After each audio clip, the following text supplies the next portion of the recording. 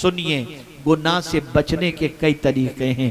ایک تو آدمی گناہ سے اس لیے بچتا ہے، نام ہے، شہرت ہے، اور سوچتا ہے اگر گناہ کروں گا تو میری بے عزتی ہوگی، میں ذلیل ہو جاؤں گا، اس لیے وہ گناہ سے بچتا ہے۔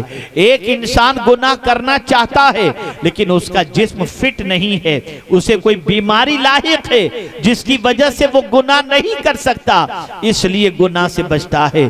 ایک انسان گناہ کرنا چاہتا ہے، اس کا بدن بھی فٹ ہے، کوئی بیماری بھی نہیں، لیکن گناہ اس لیے نہیں کرتا کہ گناہ کرنے کے لیے اس کے پاس پیسہ نہیں ہے۔ یہ تین چیزیں ہوتی ہیں جس کی وجہ سے انسان گناہ سے کسی حد تک بچتا ہے۔ مال نہ ہونے کی وجہ سے گناہ نہیں کر پاتا، بیمار ہونے کی وجہ سے گناہ نہیں کر پاتا، عزت کے ڈر سے گناہ نہیں کر پاتا، گناہ نہیں کرتا۔ یاد رکھیں یہ تینوں وجہ سے گناہ سے بچنے پر اللہ ثواب تو عطا فرمائے گا لیکن متقی کی فہرست کے اندر اسے شامل نہیں فرمائے گا۔ لیکن ایک بندہ جس کے پاس مال بھی ہے، جس کے پاس قوت بھی ہے، جس کے پاس گناہ کا سامان بھی موجود ہے، تنہائی ہے، کوئی دیکھنے والا نہیں، کہیں عزت جانے کا خطرہ محسوس بھی نہیں ہوتا، کوئی پہچان والا نہیں، اور وہاں گناہ اسے آواز دے رہا ہے، لیکن وہ گناہ سے صرف اس لیے بچتا ہے کہ کوئی دیکھ رہا ہو یا نہ دیکھ رہا ہو، میرا مالک مجھے دیکھ رہا ہے۔ اللہ اس بندے کو دنیا میں بھی عزت عطا کرے گا اور آخرت میں بھی عزت عطا فرمائے گا۔ اے رسول اعظم صلی اللہ علیہ وسلم کے دیوانوں، یہ تاریخی جملہ دل و دماغ کے اندر محفوظ کر لیں۔ انسان بزدل کب بنتا ہے؟ بزدل کب بنتا ہے؟ جب گناہ کرتا ہے تو انسان بزدل بن جاتا ہے، اور جب نیکی کرتا ہے تو انسان طاقتور بن جاتا ہے۔ بظاہر میدان بدر کے اندر صحابہ کے پاس کچھ نہ تھا، مد مقابل کے پاس بہت کچھ تھا، لیکن صحابہ کے اندر قوت کیوں تھی، طاقت کیوں تھی؟ اس لیے کہ وہ گناہ سے بچے ہوئے تھے اور نیکی ان کی زندگی سے وابستہ تھی، تو اللہ نے ایسی قوت عطا فرمائی کہ وہ 313 تھے تو لرزتا تھا زمانہ، اس لیے کہ نیکیوں کے پیکر تھے۔ زندگی اللہ کی اطاعت اور اس کے رسول صلی اللہ علیہ وسلم کی اطاعت میں گزرتی تھی، اور آج ہمارا حال کیا ہے؟ زندگی گناہوں میں گزر رہی ہے، آوارگی میں گزر رہی ہے۔ کوئی رات ایسی نہیں آتی جو آج امت مسلمہ کے دامن پر گناہوں کے دھبوں میں اضافہ نہ کر رہی ہو۔ اے مسلمانوں، گناہ سے توبہ کرو، اے مسلمانوں نیکی کے راستے پر آ جاؤ، اللہ کی اطاعت کرو، اس کے رسول صلی اللہ علیہ وسلم کی اطاعت کرو۔ میرے پیارے آقا صلی اللہ علیہ وسلم کے پیارے دیوانوں، حالات تمہیں جھنجھوڑ رہے ہیں، ماحول تمہیں آواز دے رہا ہے کہ کب تک گناہوں کے دلدل میں ڈوبے ہوئے رہو گے، گناہوں کے دلدل سے باہر نکل آؤ، اطاعت رسول صلی اللہ علیہ وسلم کے لیے تیار ہو جاؤ، اطاعت الہی کے لیے تیار ہو جاؤ، اور سن لو میرے پیارے آقا صلی اللہ علیہ وسلم کے پیارے دیوانوں، نیکی کرو گے ایک جنت اللہ عطا کرے گا، لیکن گناہ سے اللہ سے ڈر کر کے بچ گئے، رک گئے، پر گپ شپ کرنے والا، ہوٹل بازی کرنے والا، یہ ہماری پوری دنیا میں پہچان بنتی جا رہی ہے۔ جاہل، ان پڑھ، گنوار، یہ ہماری پہچان بن رہی ہے۔ اب آئیے میں آپ کو بتاؤں، بس یہ آخری بات، ہماری پہچان کیا تھی؟ اللہ اکبر! اسپین کی سرزمین پر جہاں پھر سے اسلام لوٹ رہا ہے، بڑی تیزی کے ساتھ وہاں پر اسلام پھر سے آ رہا ہے، جس اسپین کی سرزمین سے مسلمانوں کو نکالا گیا، جانتے ہیں آپ؟ جب مسلمانوں کو اسپین سے نکالا جا رہا تھا اور مسلمان جان بچانے کے لیے داڑھی ترشوا دیے، اور بڑی شدت کے ساتھ ایک ایک مسلمان کو پکڑ پکڑ کے ذبح کیا جا رہا تھا. اس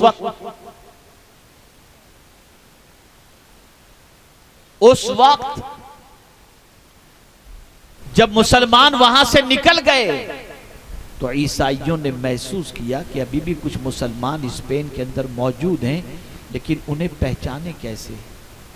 تو ایک چوراہے پر ایک پانی کا مٹکا رکھ دیا گیا، قریب میں گلاس رکھ دیا گیا، تھوڑے سے فاصلے پر ایک کوڑ کے مریض کو بٹھا دیا گیا اور اس سے کہا گیا جو بھی یہاں سے نکلے اس سے تم پانی مانگو، جو بھی نکلے اس سے پانی مانگو. اب وہ کوڑ کا مریض جب کوئی نکلتا تو اس سے کہتا ہے واٹر، العطش، پانی پانی. گزر جاتے، کوئی پانی نہیں دیتا تھا. قریب میں جاسوس پھیلے ہوئے تھے، کوئی پانی دینے کے لیے تیار نہیں.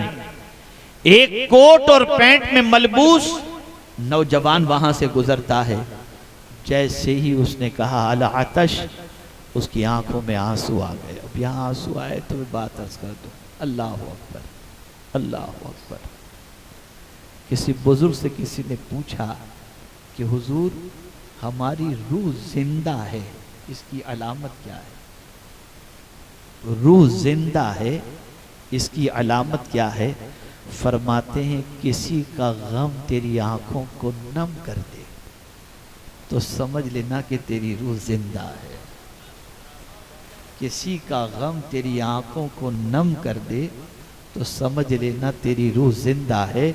مسلمان کو جب اس شخص کو کوٹ پینٹ میں ملبوس شخص کو جب کہا گیا العطش، اس کی آنکھوں میں آنسو آ گئے. وہ پانی کے مٹکے کی طرف جیسے ہی بڑھا فوراً جاسوس آ کر کے گرفتار کر لیے. اس سے کہا تم کون ہو؟ اس نے اپنا نام عیسائی بتایا. اس نے کہا نہیں تم عیسائی نہیں ہو، تم مسلمان ہو. بے پناہ تحقیق کے بعد پتہ چلا کہ یہ مسلمان ہے. تو اس نوجوان نے جاسوسوں سے پوچھا کہ ذرا مجھے یہ تو بتاؤ، میں تلاوت تو نہیں کر رہا تھا، میں مصلی بچھا کر سجدہ تو نہیں کر رہا تھا، میرے ہاتھوں میں تسبیح بھی نہیں تھی، چہرے پر داڑھی بھی نہیں تھی، میں تو صرف ایک کوڑ کے مریض کو پانی پلانے کے لیے بڑھا، تو تم نے کیسے پہچان لیا کہ میں مسلمان ہوں؟ جاسوسوں نے کہا کوڑ کے مریض کو اگر کوئی پانی پلا سکتا ہے تو مدینے والے کا غلام ہی پلا سکتا ہے. تمہاری اس ادا کو دیکھ کر ہم پہچان گئے کہ تم مسلمان ہو. یہ تھی ہماری پہچان. دو یہودی راستے سے جا رہے تھے، ایک پتھر بیچ میں پڑا ہوا تھا، ٹھوکر لگی. ایک یہودی نے دوسرے یہودی سے کہا اتنا بڑا پتھر یہاں پر رکھا ہوا ہے، کسی کو نظر نہیں آیا؟ تو دوسرا یہودی جواب میں کہتا ہے شاید اس راستے سے کوئی مسلمان نہیں گزرا، اگر گزرا ہوتا تو اس پتھر کو ضرور ہٹا دیتا. یہ تھی ہماری پہچان، یہ تھی ہماری پہچان. اور آج جیب کاٹنا، سگریٹ پھونکنا، گٹکے کھانا، ڈرگ استعمال کرنا، ڈرگ کی سپلائی کرنا، غنڈہ گردی کرنا، آوارگی کرنا، یہ ہم نے ہماری پہچان بنا دی. بدلو اپنی پہچان کو. یہ جلسے اگر آپ کے مزاج کو نہیں بدلتے اور آپ اگر اپنے مزاج کو بدلنے کے لیے تیار نہیں تو آپ کے حالات کبھی نہیں بدل سکتے، کبھی نہیں بدل سکتے. جملوں سے حالات نہیں بدلتے، کردار کے بدلنے سے حالات بدل جاتے ہیں. ان اللہ لا یغیر ما بقوم حتی یغیروا ما بانفسہم. اتنی بڑی تعداد ہے مسلمانوں کی، اتنا بڑا جلسہ ہے، ہزاروں کی تعداد میں آپ موجود ہیں. اگر یہ سب کے سب عزم کر لیں، ہم کو کسی کو دیکھنا نہیں ہے. میں آپ کو بتا دوں واضح طور پر کہ وہ کیسا کر رہا ہے، وہ کیسا کر رہا ہے، وہ کیسے کھا رہا ہے، وہ کیسا پی رہا ہے، وہ کیسے چل رہا ہے، کچھ بھی نہیں. اس کی اسٹائل اچھی ہے، اس کا انداز اچھا ہے، اس کے بال اچھے ہیں، اس کی ہیئر اسٹائل اچھی ہے، اس کے کپڑے اچھے ہیں. کچھ مت دیکھو، ادھر ادھر دیکھو ہی مت. اللہ نے ادھر ادھر دیکھنے کے لیے حکم نہیں کیا. فرمایا لقد کان لکم فی رسول اللہ اسوۃ حسنہ. ایک ہی چیز بتا دی، دیکھنا ہے تو میرے محبوب کو دیکھ لو، وہ کیسے چلتے تھے، وہ کیسے کھاتے تھے، وہ کیسے پیتے تھے، ان کی زندگی کیسی تھی، تم دیکھو اور یقین رکھ لو کہ ان کے طریقے پر تم عمل کرو گے، یہاں بھی عزت اور وہاں بھی تمہیں عزت نصیب ہو جائے گی۔ اسی لیے میرا اپنا شعر ہے، پوری نعت ہے، لیکن اس کا مطلب میں آپ کے سامنے پیش کر دوں۔ میں نے رخ کر لیا مدینے کا، بس میں نے رخ کر لیا مدینے، کر لو اس طرف۔ میں ایک سوال آپ سے پوچھتا ہوں، بات تھوڑی سی بڑھ رہی ہے، مجھے لمبا سفر بھی کرنا ہے، لیکن میں عرض کر دوں، ایک بات بتائیے، آپ کا اکلوتا بیٹا ہے، چھوٹی عمر اس کی 2-2.5 سال کی، آپ کو حج کے لیے جانا ہے، آپ کو اور آپ کی بیوی کو، اللہ آپ سب کو حج کی سعادت نصیب فرمائے۔ میاں بیوی دونوں حج کے لیے گئے، جیسے ہی مسجد حرام میں پہنچے تو آپ کے بیٹے کی عمر کا ایک ننھا سا بچہ اسی نخرے کے ساتھ، اسی ناز کے ساتھ، اسی انداز کے ساتھ وہ چل پھر رہا تھا، تو آپ اپنی بیوی سے کہیں گے نا، ایک اپنے بیٹے جیسا لگتا ہے نا، ہے کہ نہیں؟ اس بچے سے پیار کرنے کو جی چاہے گا کہ نہیں؟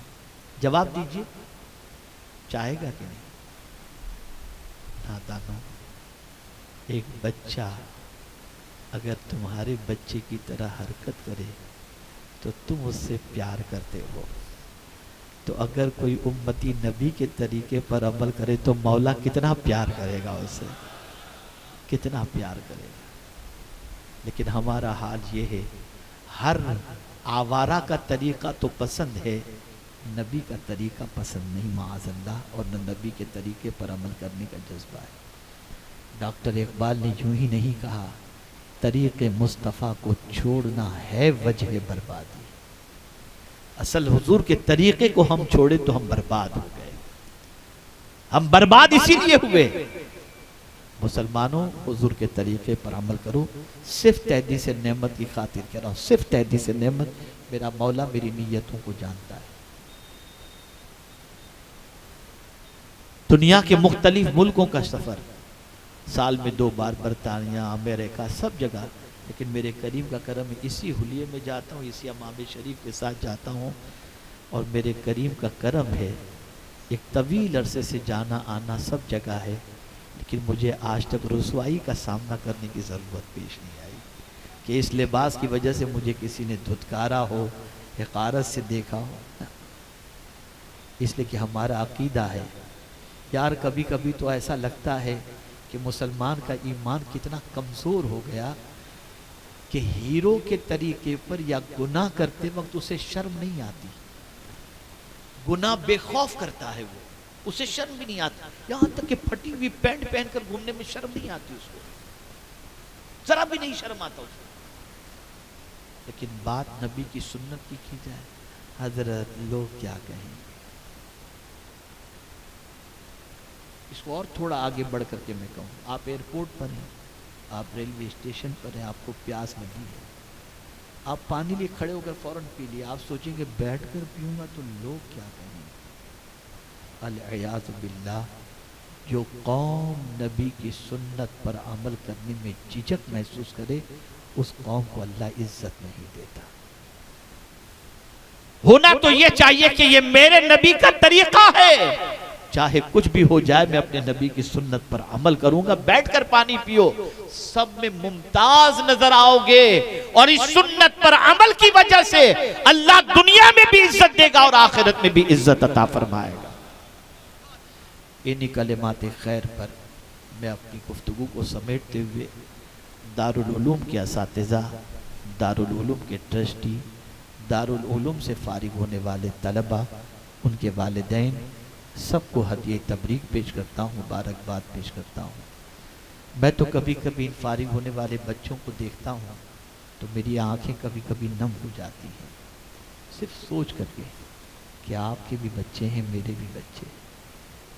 ان بچوں کی عمریں دیکھیں آپ کہ ہمارے بچے ایئر کنڈیشن میں رہتے ہیں، آپ کے ہمارے بچے سیر و تفریح کے لیے جاتے ہیں، آپ کے ہمارے بچے ٹائم سنڈے کو چھٹی ہے تو موج مستی کرتے نظر آتے ہیں، لیکن یہ چھوٹی سی عمر کے بچے اپنا بچپنا نبی کا دین سیکھنے میں گزار دیتے ہیں، چٹائی پر سو جاتے ہیں، جو کھانا ملا کھا لیتے ہیں، پنکھے کے نیچے سو جاتے ہیں، اور پھر رمضان کا مہینہ آتا ہے تو مصلی پہ کھڑے رہ کر پورا قرآن سناتے نظر آتے ہیں۔ یہ عظمت والے ہیں، یہ بلند و بالا مقام والے ہیں۔ ایک حدیث عرض کر تو یاد آ گئی ہے، آقا کریم صلی اللہ علیہ وسلم ارشاد فرماتے ہیں جس نے قرآن پڑھا یا سیکھا اور اس پر عمل کیا، اس کے ماں باپ کو قیامت کے دن ایسا تاج اس کے ماں باپ کے سر پر رکھا جائے گا کہ سورج کی روشنی بھی اس کے سامنے کم پڑ جائے، اور ماں باپ کو ایسا لباس پہنایا جائے گا جو دنیا سے افضل ہے۔ تو ماں باپ رب کی بارگاہ میں عرض کریں گے مولا یہ لباس کس وجہ سے ہمیں پہنایا جا رہا ہے؟ تو جواب ملے گا تیرے بچے کے قرآن پر عمل کرنے کی وجہ سے۔ یہ ہے اے رسول اعظم صلی اللہ علیہ وسلم کے دیوانوں، اللہ تعالیٰ کی بارگاہ میں دعا ہے کہ رب قدیر مجھے آپ کو سب کو قرآن و احادیث پر عمل کی توفیق نصیب فرمائے۔ آپ میں سے جس کسی نے عشاء کی نماز نہ پڑھی ہو عشاء کی نماز پڑھ لیں، اور یہ بات یاد رکھیں نماز ایک وقت کی بھی قضا قطعی طور پر نہ کریں۔ نماز پڑھو گے انشاءاللہ رب قدیر جل جلالہ نماز کی برکت سے پریشانیوں کو دور بھی فرمائے گا۔ اور ساتھ ہی ساتھ آپ سے میری گزارش ہے سنی دعوت اسلامی کے ماحول سے وابستہ ہوں، سنی دعوت اسلامی کی شاخ قائم کریں، سنی دعوت اسلامی کی اجتماعات کو SDI چینل پر آپ سبسکرائب کر کے سنا کریں، آن لائن کلاسز جو چلتی ہیں اسے جوائن کریں تاکہ آپ کی دینی معلومات میں اضافہ ہو۔ اللہ تعالی ہم سب پر کرم کی نظر فرمائے۔ وما علینا الا البلاغ المبین۔ السلام علیکم ورحمۃ اللہ تعالی وبرکاتہ۔